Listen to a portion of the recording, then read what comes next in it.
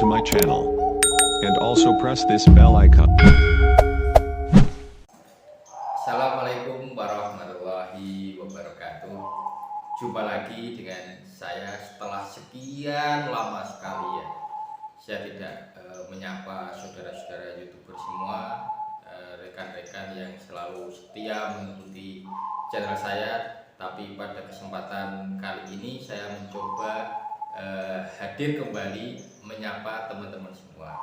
Harapannya sedikit memberikan jawaban atas pertanyaan yang sempat ngirim komentar di dalam video saya. Yang salah satunya itu bertanya, Pak, tolong dong kasih contoh biar kami ini bisa menerapkan secara aplikatif gitu, enggak secara teori saja. Nah, pada kesempatan kali ini saya juga akan mencoba memberikan potongan-potongan video ya, sebagaimana sampling agar bagaimana kalian dalam berternak ini benar-benar mampu dan bisa itu, enggak sekedar teori terus dalam hayalan angan-angan saja, tidak seperti itu. Baiklah, sebagaimana konten-konten saya sebelumnya ya, bagi rekan-rekan yang baru menemukan channel saya mohon maaf untuk bisa tidak men-skip biar ilmu yang saya kasih ini tidak terpotong ya, jadi bisa utuh dan sukses tentunya ternak yang kalian jalankan. Karena apa, yang namanya hobi itu tidak mengenal pasang surut ya. Meskipun dalam dunia perbudukan ini baru ngedrop turun ya, peminatnya turun, tapi ketika kita itu sebagai seorang hobis ya, tidak akan terpengaruh akan hal itu. Selalu mencoba dan mencoba. Bahkan terkadang ternakan yang memenuhi kendala-kendala ini akan menjadi tantangan tersendiri buat kita untuk mencari solusi dan menyelesaikannya itu. Ketika berhasil menyelesaikan, seakan-akan kita itu mendapatkan sebuah kepuasan yang memang tidak dapat terbayarkan. Karena ini adalah salah satu indikasi hobi, pecinta, benar-benar pecinta ya. Kalau memang kita terjun dalam dunia perkutut ini terikat dengan bisnis ya, ketika naik turun atau pasang surutnya akan berpengaruh ya, akan muncul rasa nggak semangat lagi ya, karena memang harga atau pasarannya sudah hancur itu.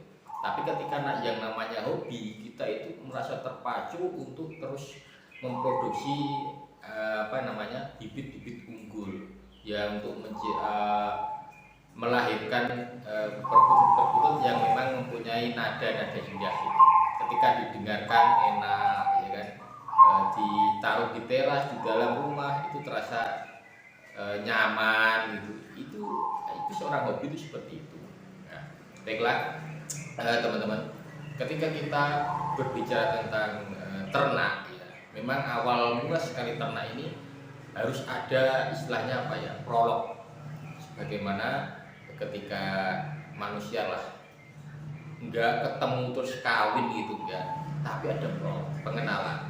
Dalam pengenalan ini kita menjajar, menaruh betina dan jantan ini secara berjajaran ya, berjajaran. Kalau bisa itu siang malam dalam tempo tertentu ya, tempo tertentu, sampai kita lihat keseharian mereka.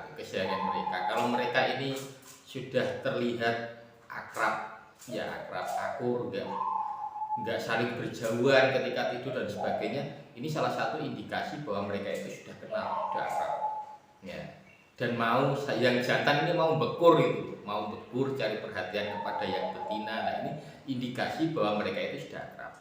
Nah, ketika hal itu sudah kita jumpai, maka kita langsung taruh dalam satu kandang besar boleh, kita uji coba di kandang yang kecil juga nggak masalah. Tapi kalau saya pribadi, ketika saya sudah menjumpai indikasi-indikasi keakraban semacam itu, pasti saya masukkan ke dalam kandang ternak ya, kandang ternak, terus kita pantau.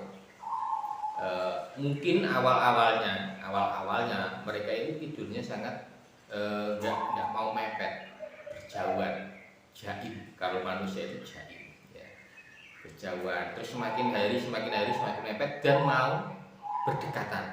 Nah, ini indikasi bahwa mereka itu sudah berjodoh. Nah, nanti ketika sudah berdekatan ini, sesekali pasti teman-teman akan menjumpai mereka itu kawin, ya, kawin. Jadi setelah masa-masa kawin ini nanti tiba-tiba kok yang satunya kok hilang. Nah, teman-teman lihat ya, di dalam sarang yang sudah disediakan di dalam kandang ternak itu biasanya mengerami telur, ya. Jadi seakan-akan kayak nggak ada, ya satunya mana itu, ya, mengerami telur di dalam sarang di kandang ternak, diamati. Nah, ketika sudah seperti itu berarti ini indikasi berhasil. Tapi kita juga lihat nanti dalam tempo mengeram ini bagus tidak itu. Kadang awal-awal banyak yang gagal. Kalaupun menetas paling cuma 1 ekor, yang satunya zong kan gitu. Nggak masalah, ini awal-awal yang bagus, nanti kedepannya semakin bagus, harus disuplai dengan nutrisi-nutrisi, makanan-makanan yang bergizi tentunya. Nah, setelah itu nanti ketika sudah menetas, ya kan, akan lahir generasi-generasi baru yang mudah-mudahan akan mewarisi genetika induknya, terlebih lebih bagus dari induknya. Kok bisa? Bisa. Karena apa? Genetika ini menyambung. Siapa tahu kakek nenek leluhur dari indukan yang kita pasang ini, ya, adalah indukan yang luar biasa, ya. Nanti genetikanya bisa terwarisi pada cucunya yang keberapa, itu bisa sekali. Jadi jangan dikira indukan ini beranak itu harus mirip jantannya atau betinanya. Kadang enggak, kadang berbeda itu. Nah, ini indikasinya di situ. Jadi saya kira teman-teman bisa mencerna ya apa yang saya sampaikan. Jadi dalam proses beternak itu kita tidak perlu terburu-buru dan tidak perlu bernafsu lah untuk segera produksi, segera memiliki perkutut baru, ya nggak bisa seperti itu. Modalnya sabar, teliti, ya kan, amati, karena ini adalah salah satu prosesnya. Jadi kita ini berusaha men-setting sesuatu yang di luar itu alami, kita bikin di dalam kandang ternak itu. Jadi mereka itu benar-benar biar nyaman mau berkembang biak, ya. Jadi nggak punah di alam semesta. Coba bayangkan ketika semua perkutut di alam itu ditangkap, terus kita kurung, yang di alam nantinya kan habis, kan. Nah, alangkah lebih baiknya karena kita ini pecinta, kita bikin ternakan sendiri, kita kembang biakkan sendiri. Dan apabila memang teman-teman ini berkenan, ya sesekali lepaslah hasil ternakan kita yang memang dianggap kita ini nggak begitu cocok atau lepas, biar berkembang biak di alam liar. Ini akan salah satu bentuk pelestarian kita kepada perkutut, ya, salah satu bentuk kecintaan kita kepada perkutut. Saya kira cukup sekian, ya.